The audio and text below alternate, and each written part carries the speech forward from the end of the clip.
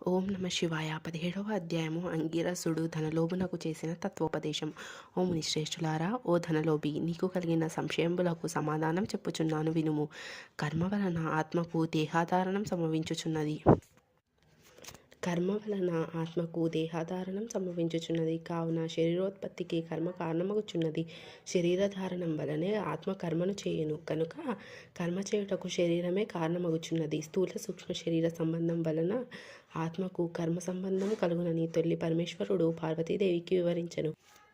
దానిని మీకు నేను వివరించుచున్నాను. ఆత్మ అనగా ఈ శరీరంను అహంకారంగా ఆవరించి వ్యవహరించుచున్నది అని అంగీరసుడు చెప్పగా, ఓ మునీంద్ర, నేను ఇంతవరకు ఈ దేహమే ఆత్మే అని భావించుచుంటిని కనుక ఇంకనూ వివరంగా చెప్పబడిన వాక్యార్థ జ్ఞానమునకు పదార్థ జ్ఞానము కారణం అగుచుండును. కాన అహం బ్రహ్మ అను వాక్యార్థమును గురించి నాకు తెలియజేయండి అని ధనలోభుడు కోరెను.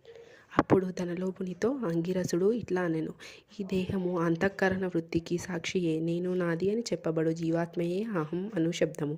సర్వంతర్యామియే సచ్చిదానంద రూపమైన పరమాత్మ నా అను శబ్దము. ఆత్మకు ఘటాదుల వలె శరీరం నాకు లేదు. ఆ ఆత్మ సచ్చిదానంద స్వరూపం. బుద్ధి సాక్షి జ్ఞానరూపి శరీరేంద్రియములు మొదలగు వాని వ్యాపారం నందు ప్రవర్తింపజేసి వాని కంటే వేరుగా ఉన్నదై ఎల్లప్పుడూ ఒకే రీతిని ప్రకాశించుచూ ఉండున్నదే ఆత్మ అనబడును. నేను అన్నది శరీరేంద్రియాలలో ఒకటి కాదని తెలుసుకొనుము. ఆ దేహేంద్రియాదులు అన్నిటినీ ఏది ప్రకాశింపజేయనో అదియే నేను అని నిశ్చయము. అందుచేత అస్థిరములకు శరీరేంద్రియాదులు కూడా నామరూపముతో నుండి నశించుయేగాక. ఇట్టి దేహంనకు జాగ్రత్త స్వప్న సుషుప్త్యావస్థలు స్థూల సూక్ష్మాకార శరీరములను మూడింటి యందును నేను నాది అని వ్యవహరించేది ఆత్మను గ్రహించుకొనుము. ఇనుము సూదంటి రాయిని అంటిపెట్టుకొని తిరుగునట్లు శరీర ఇంద్రియాలు దేనిని ఆశ్రయించి తిరుగుచుండునో అదే ఆత్మ. అట్లే అవి ఆత్మ వలన తమ పనిని చేయును. నిద్రలో శరీరేంద్రియంలో సంబంధం లేక గాఢ నిద్రపోయి మేల్కొన్న తర్వాత నేను సుఖ నిద్రపోతిని, సుఖంగా ఉంది అని అనుకున్నదియే ఆత్మ. దీపము గాజు బుడ్డిలో ఉండి ఆ గాజును ప్రకాశింపజేయునట్లే ఆత్మ కూడా దేహేంద్రియాదులను ప్రకాశింపజేయునది.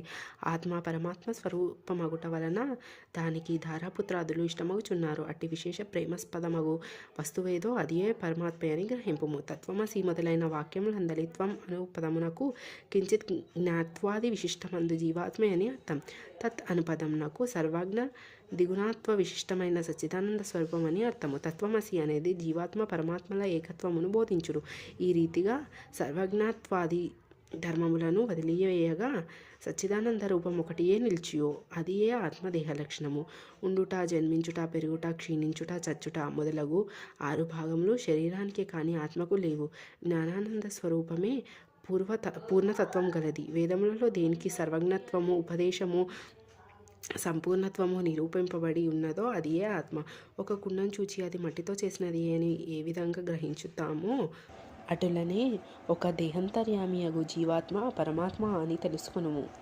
జీవులచే కర్మఫలం అనుభవింపజేసేవాడు పరమేశ్వరుడని, జీవుల కర్మఫలం అనుభవింతురని తెలుసుకొనుము. అందువలన మానవుడు గుణసంపత్తు గలవాడై గురు శుశ్రూషను నడిచి సంసార సంబంధమగు ఆశలన్నీ విడిచి విముక్తి నొందవలయును.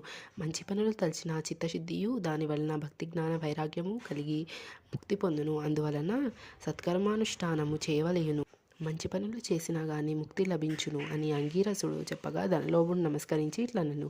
17వ అధ్యాయము 17వ రోజు పారాయణ సమాప్తము.